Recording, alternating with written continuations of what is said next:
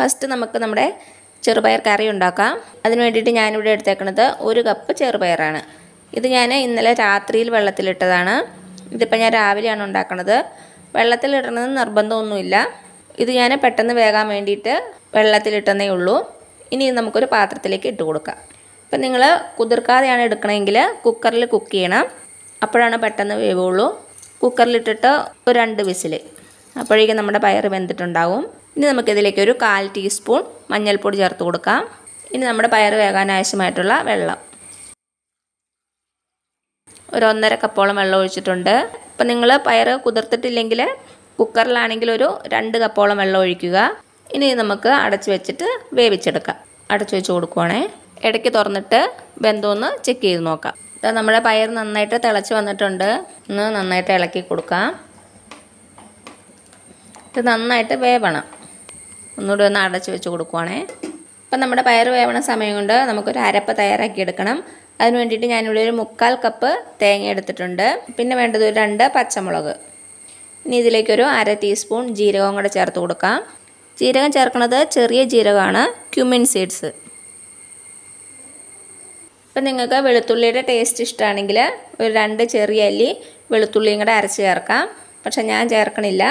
ഇനി ഇത് നമുക്കൊരു മിക്സി ബൗളിലേക്ക് ഇട്ടിട്ട് നല്ല ഫൈനായിട്ട് ഇതൊന്ന് അരച്ചെടുക്കാം. മുളകൊന്ന് പൊട്ടിച്ചിട്ട് കൊടുക്കുന്നുണ്ട്.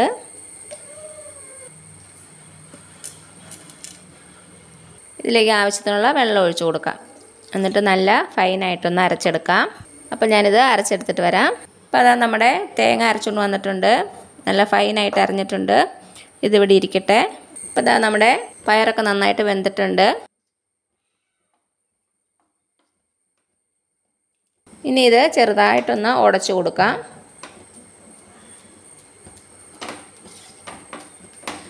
തവിയുടെ ബാക്ക് സൈഡ് വെച്ച് ചെറുതായിട്ടൊന്ന് അമർത്തി കൊടുത്താൽ മതി.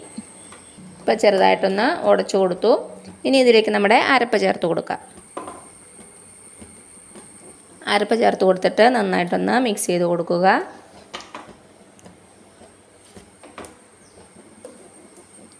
ഇനി ഇതിലേക്ക് നമുക്ക് 2 തണ്ട് കറിവേപ്പില ഇട്ട് കൊടുക്കാം.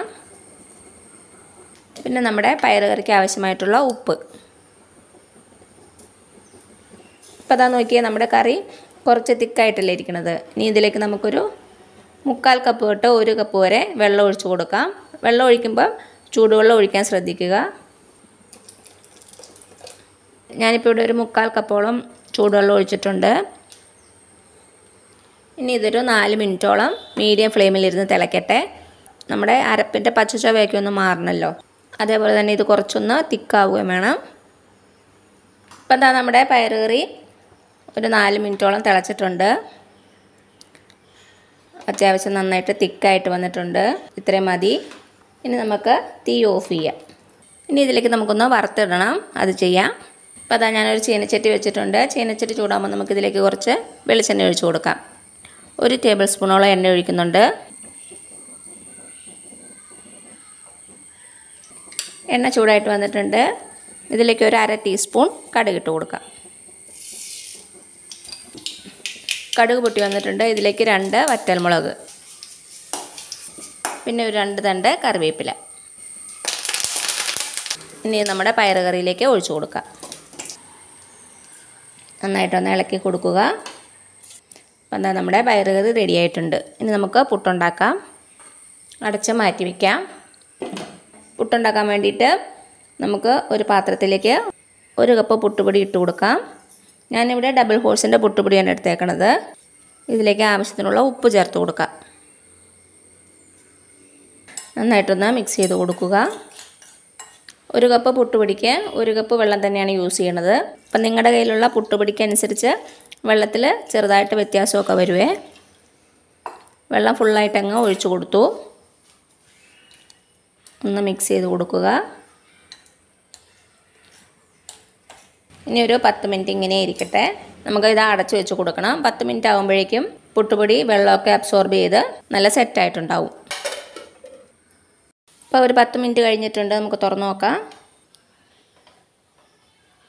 നമ്മുടെ പുട്ടുപൊടി റെഡി ആയിട്ടുണ്ട്. കട്ടയൊക്കെ ഒന്ന് ഉടച്ചെടുക്കുക.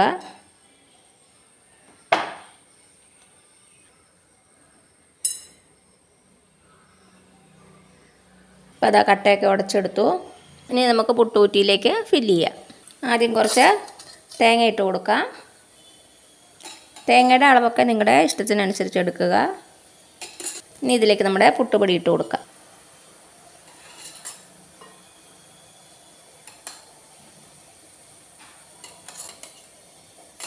മുകളിലും കുറച്ച് തേങ്ങ ചേർത്ത് കൊടുക്കാം. ഇനി നമുക്ക് പുട്ടുകുടത്തിൻ്റെ മേലെ വയ്ക്കാം. വെള്ളം തിളച്ച് വന്നിട്ടുണ്ട്. ഇനി ഇതൊരു 3-4 മിനിറ്റ് നന്നായിട്ടൊന്ന് ആവി കയറട്ടെ. ഇപ്പോൾ ഇതാ ഒരു 4 മിനിറ്റോളം ആയിട്ടുണ്ട്. നമ്മുടെ പുട്ട് വെന്തിട്ടുണ്ടാവും.